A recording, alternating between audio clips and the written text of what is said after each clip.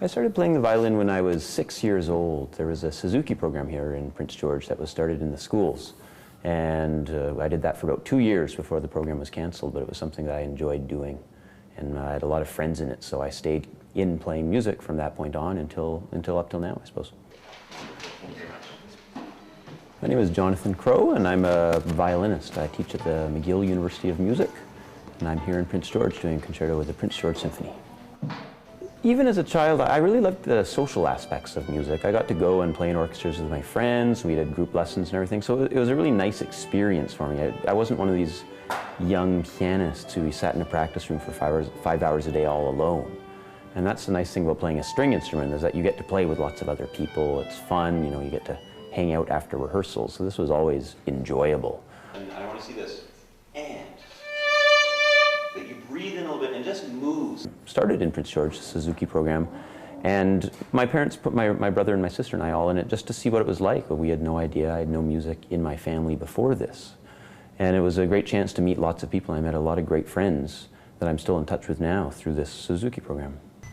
But really stand up straight. You're a really good violinist, right? Are you the best violinist in this room? I want you to stand there right now like you're the best violinist in this room. Yeah, exactly. A little bit of arrogance, but you're better than me too, right? You're really good. Good.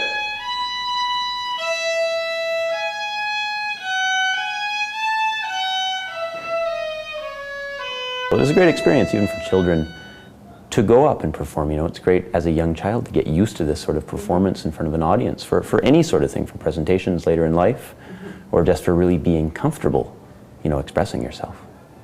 Twinkle, twinkle, little star, I would guess. This is what pretty much all violinists start on, because you get to play 2 open strings at the beginning. So you don't have to learn all the left-hand stuff that's difficult. You can just kind of go chuck, chuck, chuck, chuck. Then it gets harder. But the first 4 notes are really easy, so we all start doing that. As a violinist, we're blessed to have so many great violinists that were alive during a time where the recording industry really took off. So in the 20th century, you know, there's Yehudi Menuhin and Jascha Heifetz and David Oistrakh and all these wonderful violinists. And I think all violinists are trying to find an influence in a style, but at the same time, the whole point of music is to find your own style and express it. So, you know, this is what I hope I'm doing, but certainly I was, you know, influenced by all these great violinists that I've heard recordings, all my wonderful teachers that I had. They've all played a part in how I play now.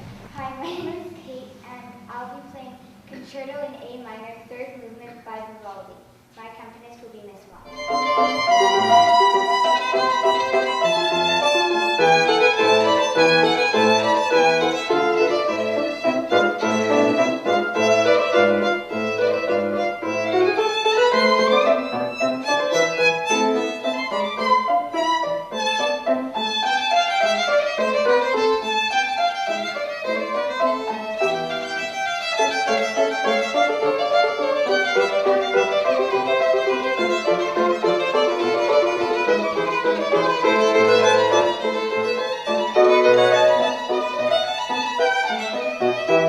At least until recently, there's been this real stigma as a string player or wind player that unless you're playing in an orchestra, if you don't have an orchestra job, then you haven't done well in music.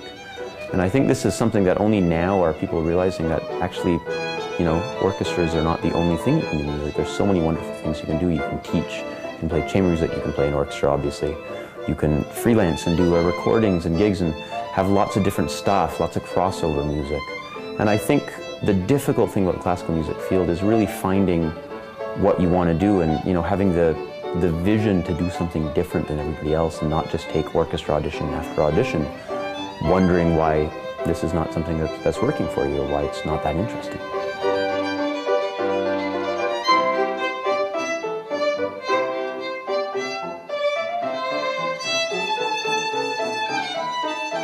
Listen to music that often just because music is such a big part of my life. I'm spending so much time doing it that I almost want to go home and have a little bit of silence every so often. And this doesn't mean that I don't have my favorite CDs that I listen to, you know, on a regular basis, but I'm not a huge fan of background music. I find it very difficult to have something on in the background. I really have to pay attention. So when I put a CD on, I want to be able to sit down and really listen to it and concentrate on it for an hour. Otherwise, I just find it a little bit distracting. You really get a real punch. You feel. Also, even more bite at the beginning. There, that's good. Okay, now when you finish.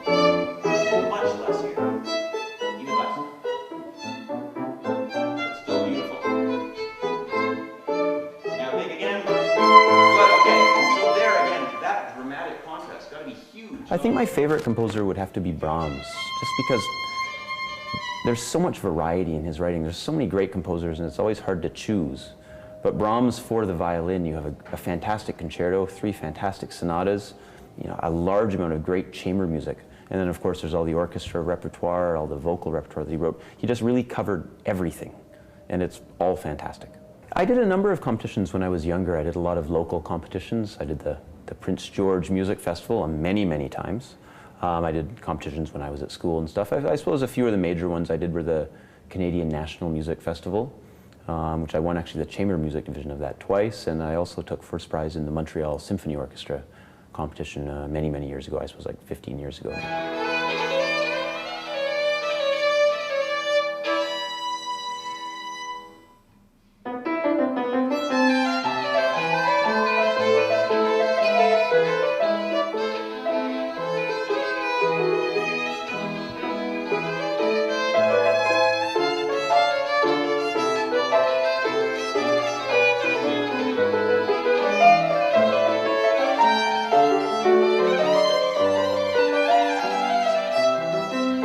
I think that music should always express the personality of whoever is playing it, and this is something that music obviously gives you a chance to express yourself to an audience, and I think that's the most important thing, is that we don't all sound the same. When I play, I want to sound like me, and I teach a lot, and when my students play, I want them to sound like them. I don't want them to sound like me.